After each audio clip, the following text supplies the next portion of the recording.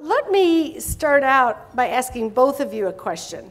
I mentioned that Ontario and Hong Kong are both states or provinces located in large nations. What do you see as the proper role of a federal government or a centralized national government in assisting or at least not impeding the right kind of reform? You want me to go? Okay. As you pointed out, but let me reinforce, there's no federal agency in Canada for education, federal agency. So each province is autonomous. But I would say the role is analogous to how a state would deal with its internal regions.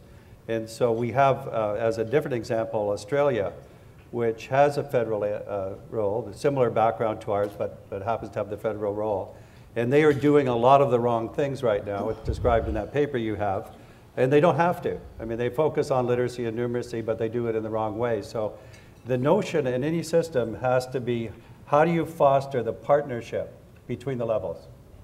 So it's a combination of assertive leadership and two-way partnership. That's what we did with the 72 districts, with the sector. We started with low trust. We said now it's going to be trust time, but it's going to be action time too. So we're going to expect a lot, but we're going to actually jointly develop this in partnership. We're going to have ideas, you'll have ideas. So I think I could easily see, in my own case, Ontario and Canada at the federal level play a very different role that would be even more productive for us as a country by forming a partnership between a federal agency and the multiple provinces and fostering a sense of allegiance across provinces and the sense of competition that I talked about, the friendly competition. So it could work. And the role is definitely some degree of assertive leadership and some degree of two-way partnership and fostering the network of learning and doing it in a non-judgmental way, but in a transparent way. Yeah, Hong Kong is an independent jurisdiction, so we have no direct relations with the Ministry of Education in Beijing. So that doesn't seem to be a case for your question. However, in China itself is actually moving in the opposite direction. The central government is seen to be too much in control, and the central government itself wants to decentralize everything as far down as possible. Nonetheless, there are issues because when it is decentralized to the villages in the 1980s, there are backfires because of the lack of resources in some of the provinces, the disparity of resources, and therefore they are now moving back since 2006 to the county level. A county is about 500,000 to 1 million people, where you have more capacity of mobilizing the resources and equalize. And China has now given the poorest provinces 80% of the recurrent costs from the central government. And then in the middle income provinces, the central government gives 60%. In the coastal and the rich provinces, the central government gives nothing. So they have a kind of differential treatment, but it's a much So they're trying to equalize resources across the... From the central, because central now is richer. Mm-hmm. So I kind of wonder whether Hong Kong would have been able to achieve what it has achieved had it been part of the national system. No. That's the simple answer. And had you, and I guess I have the same question about Ontario. You didn't need a national system to accomplish what you did. No, I think the first thing to say that we know that centralization doesn't work, and we know that decentralization doesn't work. So that's for starters. So then it depends on what is the role of the center and the decenter, to use that language. And I'll say that, I mean, certainly had the wrong kind of centralization existed as it would have, Hong Kong would not have developed. Had the wrong kind existed in Canada, Ontario wouldn't have developed as much. But we had the freedom to develop, but I still say with the right kind of federal leadership, we could even do more. So that it is very much this, the partnership is the best way of describing it, which means it's two-way. It's jointly developed, but it's out in the open. You really are mutually influential. You build trust. That applies to all the levels, but at the level we're talking about, it's equally important. Yeah, I would like to echo that. Although Hong Kong is a small place, but still we have just one government for about 1,000 schools. So there is what we call a quality education fund. That is, the normal appropriation is quite equal. But there is a particular fund which is 5 billion Hong Kong dollars, which is 650 million US, as an endowment, and schools bid for projects that are funded by that endowment basically for either extracurricular activities or for action research. And it works miracles because some of the very poor schools in poor regions, immediately they can have their own orchestra, they can send their kids overseas. Some of the better schools can use that fund to send their kids to Cambodia, to Laos, to do service learning and so on and so forth. And that creates the kind of a professional specificity among schools. That sounds like those activities are also the kind of learning that you were really trying to help us imagine. Without the curriculum reform, schools would think we don't have the time, we don't have the space. Now it is almost expected. Yeah. Since we were on funding for a moment, I'm just curious, Kai-ming, because it was such an unequal system in Hong Kong some decades ago. How did a state that was so unequal achieve this more equitable funding system? This is a huge issue in the US. In most states, top spending schools are spending 3, sometimes 4 times what bottom spending schools are. Same thing across states. How did that happen? In Hong Kong, in terms of funding, it is equal because it's one system. How did you get there? That is from the very beginning, actually. We started 9 years compulsory education in 1979. So the unit cost is always the same. But there's still disparity among schools. And that gives us the room to look at what is wrong with the poorer schools. And basically, it's leadership. When you talk about leadership, it's not so much about management, about appraisal, about accountability, as Michael said. It's basically whether they concentrate on learning. I can tell you one example, if I can mix experiences also in Shanghai, for example. There's one school which was very famous of turning around its students from very poor performers to very successful. It's a junior school. Now Shanghai government asks that school to adopt 10 rural schools, weaker schools. The principal, when he went to the schools, the adopted schools, the first thing he did was not to change the structure, not to change the leadership, but to send the best teacher of his school to go to that school and teach the same lesson and ask all the other teachers to observe. And it convinced the whole school that we have to change and we have to do it differently. So kind of learning is the center. On the financing, Mark Tucker actually has a bit of analysis on this in his paper on the shoulders of giants that came out last year. And he points out accurately that in our countries that the decision to equalize funding took place about 25 years ago when it didn't take place here. Right. And it was done actually mostly by conservative governments that didn't like local taxes, and they did it by fiat. That is, they just ordered it and took the political flack to do it. But they got that big problem out of the way 25 years ago. And now we just work on refinements of funding to to get money to those places that need it most, but the overall system is equitable. Hard to imagine our politicians deciding to do that in quite that way. They should have done it 25 years ago. Yeah. But once you broaden the scope of learning, then the government appropriation is not adequate. It takes care only about the teaching and infrastructure part of it. For example, in many of the quality education fund that I mentioned would allow very poor kids to learn violin, to learn ballet, which used to belong only to very rich families. Right. Yeah, then you're really equalizing learning. It reminds me of a study that came out from the American College Testing Service some years ago. They asked what actually predicted later life success, and the answer was not ACT scores, neither was it SAT scores or GPA or many of the other measures. It was participation in extracurricular activities, because that's where people actually engage in that kind of very broad learning where they own the knowledge and they engage in, really doing things. So that's, kind of the aspiration, but how you get schools to do that is a whole other thing. Michael, back to your wrong drivers analogy. It sounds like the U.S. In that framework has chosen a lot of the wrong drivers for reform. We tie rewards and sanctions, test-based rewards and sanctions to district schools, teachers, and students. We have very individualistic kind of competitive models, and that's becoming more so in the teacher evaluation framework that we're adopting. A lot of fragmented innovations, something here, something there, it comes and it goes, it doesn't actually cohere into a system. How would you advise us to move from that framework to a more productive framework? Well, I think it's, I have advised you already in one sense with the wrong drivers, right drivers analysis, but I have to say as well that I think it's making a difference. I don't mean just my part, but all of the discussions we're having.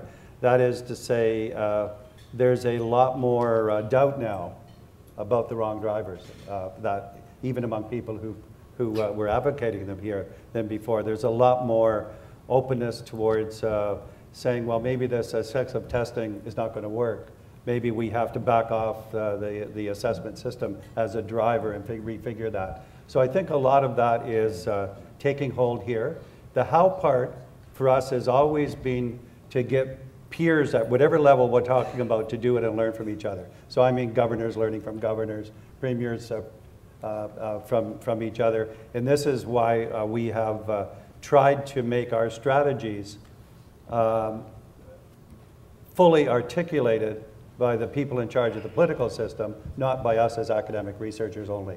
And so this way, the Premier Dalton McGuinty, if he were up here, or the minister or the deputy minister, they would tell you exactly the same set of strategies. So they believe that they've internalized it, it works now. So, and I think the interest now, the last 3 years in PISA, not only the numbers, but what's behind the numbers, what's causing the success.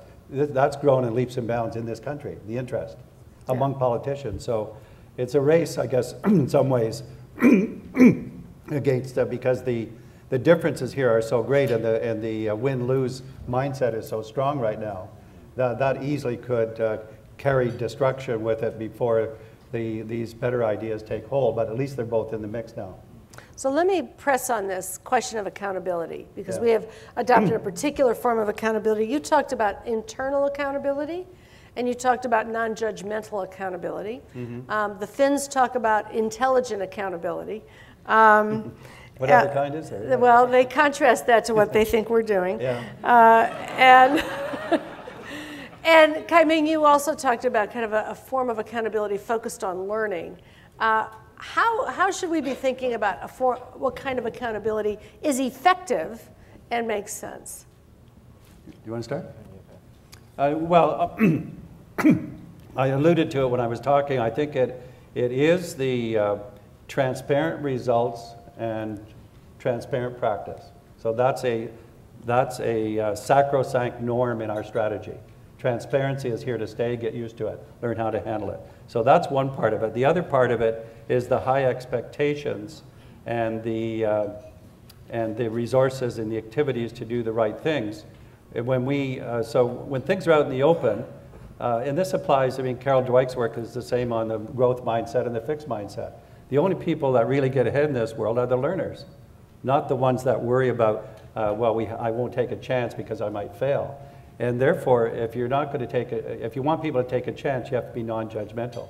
The non-judgmental part is, and the accountability part is, if I can see, as we've seen it time and again in districts as well as schools as well as the whole province, if we have high expectations, we have transparency, we have in-your-face doing of this, we're going to see results within 2 years, as we did. Any system will. Shanghai came from nowhere using these cross-learning strategies in the last 4 or 5 years, 20 million people. Same strategies came from nowhere, learning from each other. The results are there. And when you see the results, what you get is that people who are doing the work are, by internal accountability, are accountable to themselves, but the byproduct is public accountability because it's all out in the open, and if it's not working, there's going to be additional action taken. So I think people have to trust that these things actually work, and that you get better accountability actually by being less blatant about it. You actually get better accountability by being less punitive and less explicit. Accountability. I would think Michael's internal accountability is very near to, Linda, what you mentioned as a professional accountability many years ago, vis-a-vis administration accountability and consumer accountability. I can give you one example.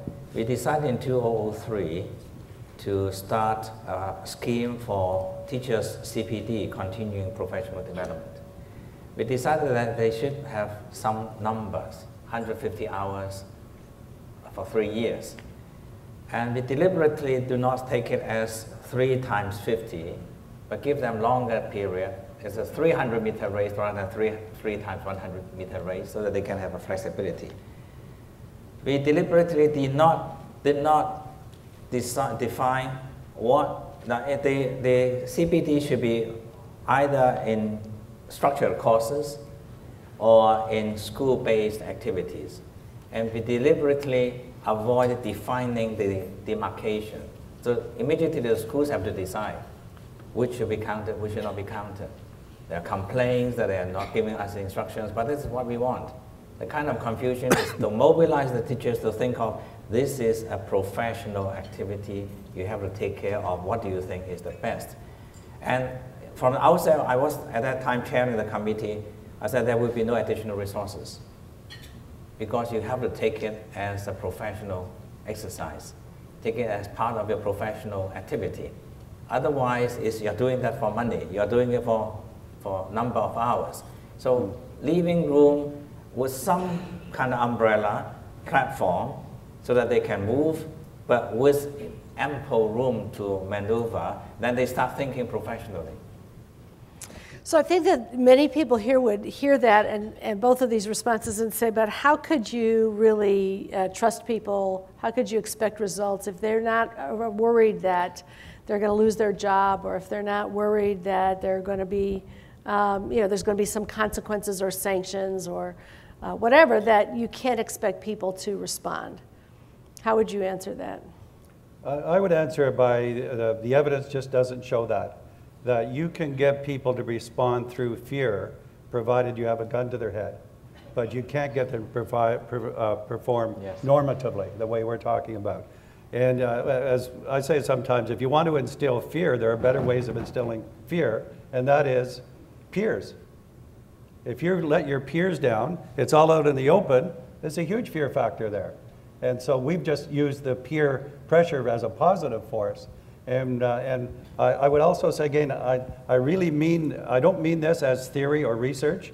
I mean that if you ask me to do something like this, you hold me accountable that it gets done and it starts to show results in 2 years, or it's not going to be acceptable. So it's not that long, it's not a kind of a leap into the future faith-wise that some people will fall in line. It's actually, if you do these small number of things, they get the results, they get them in short order, and you can prove it or not prove it. And that's the telling part. So people have to let go a bit and take that chance, but the reason they might want to let go is that the current system just blatantly does not work. So I'm going to just leave us with one last hard question, but we have to answer it very quickly because I know John is watching the clock. We've talked about this much broader conception of learning, what learning really is for the 21st century, and all of the things that you showed us, Kai-ming, and so on. How do we get systems focused on the right kind of learning? What has to happen for us to allow schools to engage in the kind of work that will really prepare students for this much more challenging, unpredictable kind of world that they're coming into? Yes, I would think the first one is the concept has to be very clear. It was so clear that it's unambiguous and it's easily disseminable. And second is the concept has to be translated into things that are easily accepted as teachers' level. And that is perhaps important. I was in a conversation with the person in NSF here who is hosting all the research centers on learning sciences. And her issue is that there are so many good findings, but there's no mechanism for dissemination.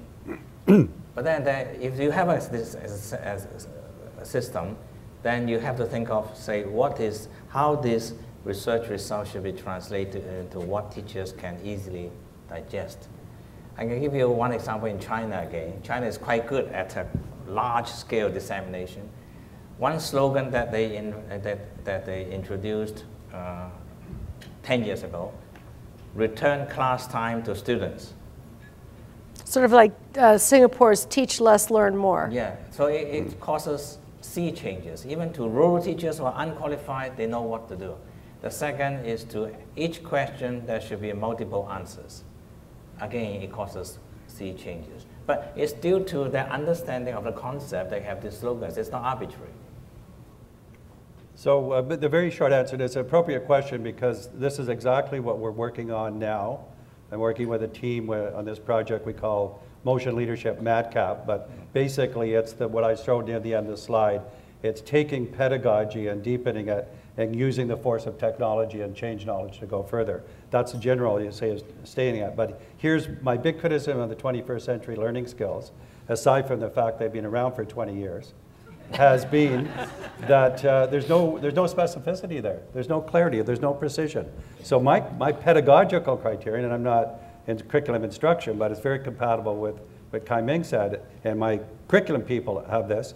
Here's what pedagogy has to do. It has to engage students intrinsically. It has to be precise, precision, specificity.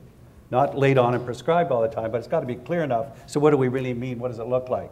It's got to be high yield. That means for the effort that you put in, you get a big yield, because that's going to be more efficient. And it's got to be higher order, pushing those skills. So if you take those four things I just described, which is actually what we're focusing on now, and you use the power of technology for those four things, and you wrap it in to the whole system reform support system and driving system, then you've got something.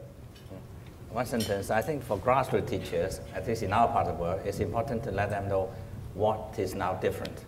Yeah, right. That's the precision, specificity, clarity, as you call it. Sounds a little like I'm afraid we might have to change our tests. If we wanted to do those things you just ticked off. We're out of time. Let's thank Kai-ming and Michael. Thank you, Rhonda.